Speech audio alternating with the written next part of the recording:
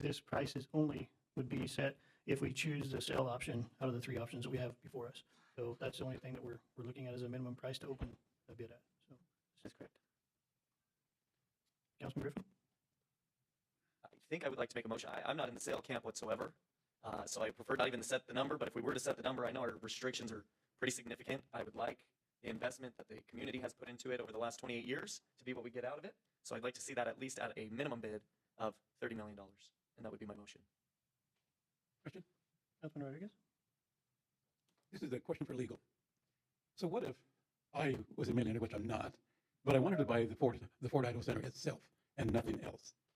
How does this contract or this resolution handle situations like that, where others could buy other portions of that property and not necessarily owned by one entity? Council President, Councilman Rodriguez, this proposal is for the Ford Idaho Center campus. It includes 3 parcels. The buildings and fixtures are pertinent to that land. They go with the transaction. There's no building purchase or anything like that, or ground lease proposed. This is, as proposed right now, a sale and conveyance of the real property, which includes all its buildings, fixtures, etc. Yeah. There was a motion on the table, and not hearing a second, that motion would die. I'll second.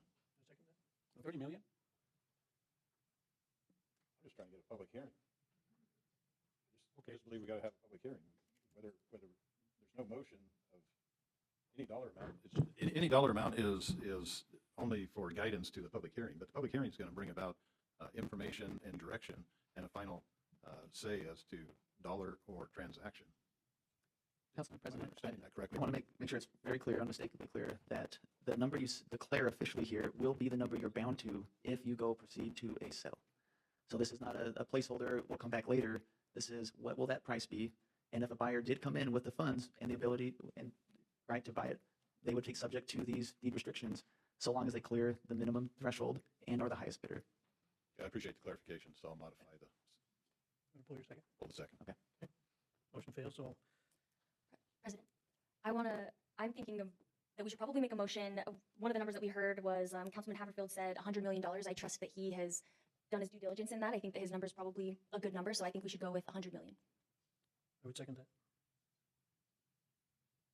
Discussion on the motion? Roll call. Rodriguez. No. Mills. Yes. Haverfield. No. Griffin. No. Jingula. Reynolds. Yes. As it ties, so motion fails. Need some kind of a compromise on a dollar figure that we can have going into the public hearing?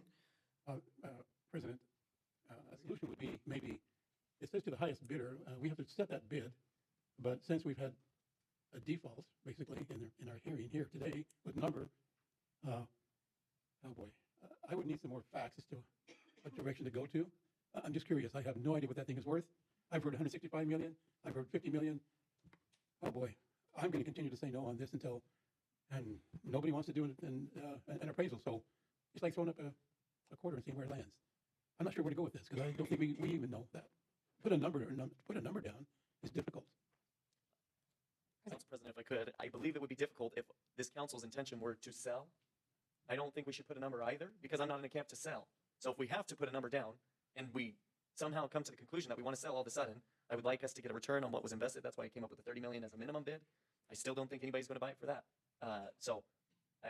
If there is the chance that we do go in a direction, I would also like it to be realistic of where we set our minimum bid. If we end up deciding at some point to sell for some reason, that it's a viable option. So I'll make a motion for $40 million. Question. Councilman? Council for legal. Is there, so on requesting or setting aside a public hearing, do we need to leave the language in, the sell at a minimum price? Or could we go to a public hearing strictly on the conveyance to CWI? Council President, Councilman Bills, the vote that was taken just before this was to take all 3 options to a public hearing: convey, sell, or keep.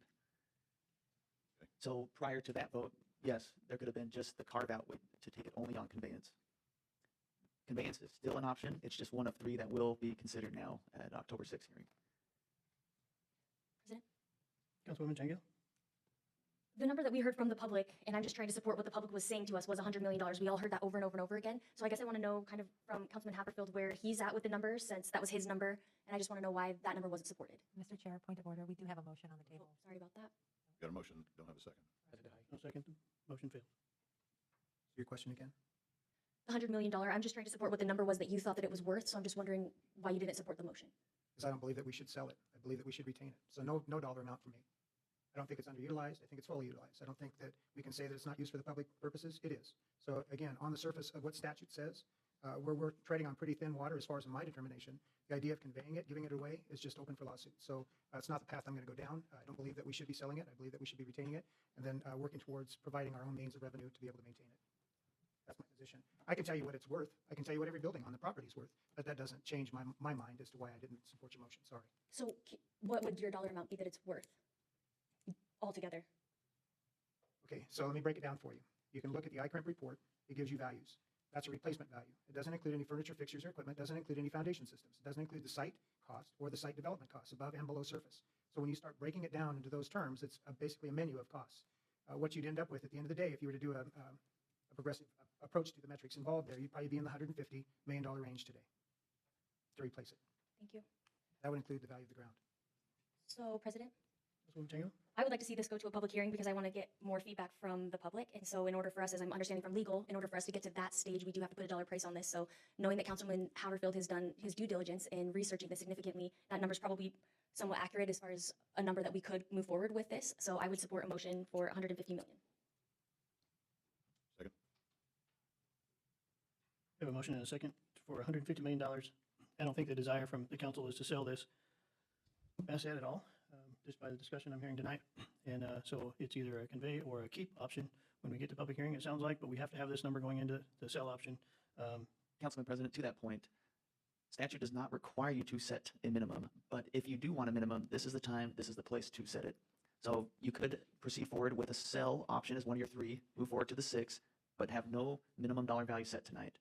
That would mean when you have a vote on the 6, if a motion is made to sell it and it does pass, it will be to the highest bidder with the starting bid at 0, subject to the deed restrictions. But for all intents and purposes, technically, you do not have to have a number tonight. But if you do want one, this is the time and place to do it. We have a motion and a second. Roll call. Rodriguez? No. Reynolds? Yes. Haverfield? No. Griffin? No. Mills? Jingula? Yes. Motion fails. 3-3, motion fails. So President, knowing that we want to move forward and hear from the public, it would be very scary knowing that the rest of us, nobody on this council wants to sell this. So if we moved forward without a dollar amount, knowing that it could be set at $0, anyone could come in, that's a very scary thought. So we've got to put a dollar, in my opinion, we've got to put a dollar amount to this that would make sense to the city. Council President, Councilman Griffin? make the motion for $45 million. And I'll reiterate again, I don't think we're going that direction. I think the minimum should be what we would recoup for the citizen benefit at a minimum. I think at a maximum, if we're leaving all options on the table, which was the motion, whatever's the option most viable, if that ends up being the sale, we shouldn't pigeonhole ourselves at an amount that is not going to produce any fruits. I understand that we're getting into the weeds and it doesn't matter because it won't sell. So my motion's for 45 million. I would second that. And with the deed restrictions that we're requesting on this, no matter which way it goes, unless we retain it, I think that covers us for what we want to retain for the city of Nampa and the residents. So I'll second that. Any other discussion? President, Discussion. Councilwoman? Councilman Griffin, I'm curious to know why you're not supporting Councilman Haverfield's numbers, the 100 or the 150. It's not that I don't support his numbers or support your numbers or support my own numbers. I know what's been invested in 27 years. I'd like to at least recoup that. So if it's a minimum bid discussion for a topic that'll never see the light of day, we might as well do it the proper avenue if it's going to be a viable option. So if somehow we get to the point of a sale and that we end up deciding rather than retaining, rather than transferring the CWI, should actually be a viable option. Setting the price tag to 150 million with these deed restrictions is not viable to anybody. So that's why I get to the point, if we're going to go through the process and say it's a viable option, we should set the number as such. Thanks. Councilman Bills? One more time, I need a clarification on the dollar side. Tonight, we haven't forced the issue of dollar included versus just a conveyance public hearing. Previous meeting, is that when that dollar issue was? I'm still needing some clarification. Councilman President, Councilman Bills, is your question more of what the prior motion, which you approved, what that means about sell, convey, or keep? Or is your question about a prior meeting we had and a different discussion? So if we went back and amended that and removed the word sell, would we then need a dollar amount in the current discussion? The time for that vote is come and gone. We didn't adopt the formal Robert's Rules of Order, which allows for a withdrawal immediately. And so that action, for all intents and purposes, is final. Okay. Yeah. Thank you. Councilman Bills, we do not need a dollar amount to move into this public hearing on October 6th. Just for clarification, we're just setting one as a safeguard. If that was the way the council voted on that date, we would have a minimum bid in there. So that time to set that safeguard is now. If we don't want to have a minimum, we don't have to have a minimum.